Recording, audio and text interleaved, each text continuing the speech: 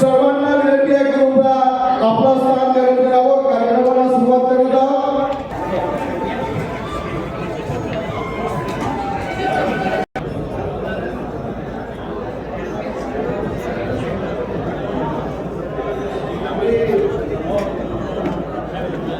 कृपया शांतता ठेवावी. भारत माता की वंदे वंदे जय जय श्रीराम. भारतीय जनता पक्षाचे कार्यकारी अध्यक्ष महाराष्ट्राचे रवींद्रजी चव्हाण आणि मान्यवरांना मंचावरच्या सगळ्यांना विनंती करतो.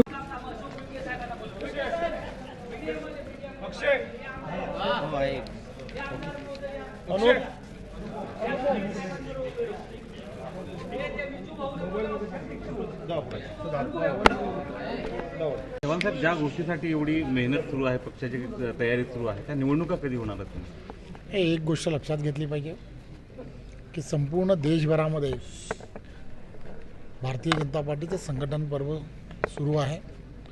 महाराष्ट्रामध्ये 1 जानेवारीपासून या संघटन पर्वाला सुरू झाले. 7 टप्प्यामध्ये हे संघटन पर्व होत असतं.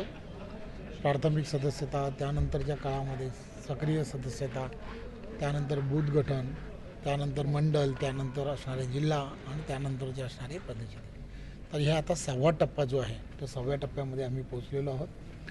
सर्व ठिकाणी मंडल अध्यक्ष जवळजवळ 1235 मंडलं नवीन कोर्शी केलेली आहेत आणि त्यापैकी जवळजवळ 1080च्या जवळपास मंडलांचं गठनसुद्धा झालेलं आहे.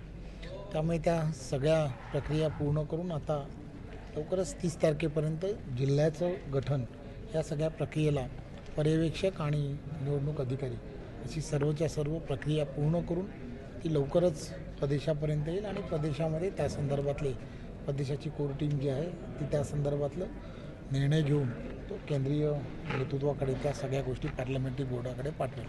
त्यामुळे ह्या सगळ्या ज्या प्रक्रिया आहेत त्या प्रक्रिया पूर्णच्या पूर्ण भारतीय जनता पार्टीची एक पूर्णच्या पूर्ण घटना आहे. त्या घटनेप्रमाणे ज्या प्रक्रिया त्यामध्ये नमूद केल्या त्या नमूद केलेल्या प्रक्रियेप्रमाणे चालतात आणि अतिशय संविधानिक पद्धतीने या सगळ्या गोष्टी भारतीय जनता पार्टीमध्ये होत असतात. बेताल वक्तव्यांमुळे सरकार आणि सरकारमधले नेते मंत्री फार त्रस्त झालेले आहेत. नितेश राणेंचं वक्तव्य असं की काल संजय गायकवाडांनी पोलिसांबद्दल केलेलं वक्तव्य असं एका सरकारचं नेतृत्व करणाऱ्या घटक पक्षाच्या नेते म्हणून तुम्ही काय सांगाल सरकारमधल्या लोक?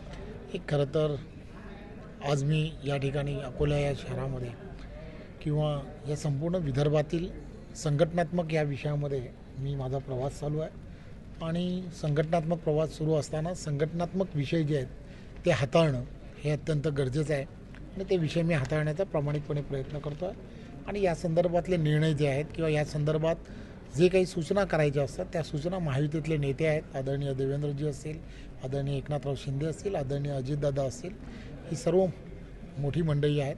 ही मोठी मंडळी त्या संदर्भातल्या सूचना असतील किंवा जे काही त्यांना म्हणायचं असेल तर ती सर्व मंडळी म्हणतील याची मला पूर्ण खात्री आहे. नितेश राणेंना सूचित करण्यात आलेल्या का पक्षपातळीवर काही गोष्टी? या संदर्भामधले सर्व निर्णय जे आहेत किंवा ह्या सगळ्या प्रक्रिया ज्या आहेत त्या संदर्भातली सर्व त्या सूचना ज्या आहेत त्या सूचना आदरणीय देवेंद्रजी हे देत असतात. त्यामुळे देवेंद्रजी त्या संदर्भातल्या ज्या काही सूचना असतील किंवा जे काही सांगायचं असेल ते सांगत असतात. आम्ही सर्वजण भारतीय जनता पार्टीचे सर्व कार्यकर्ते पदाधिकारी ही संघटनात्मक जे पर्व आहे त्या पर्वामध्ये अतिशय झोकून देऊन काम करतो आहे. आम्हाला ते संघटन पर्व यशस्वीरित्या कसं पार होईल यासाठी आम्हाला चिंता आहे.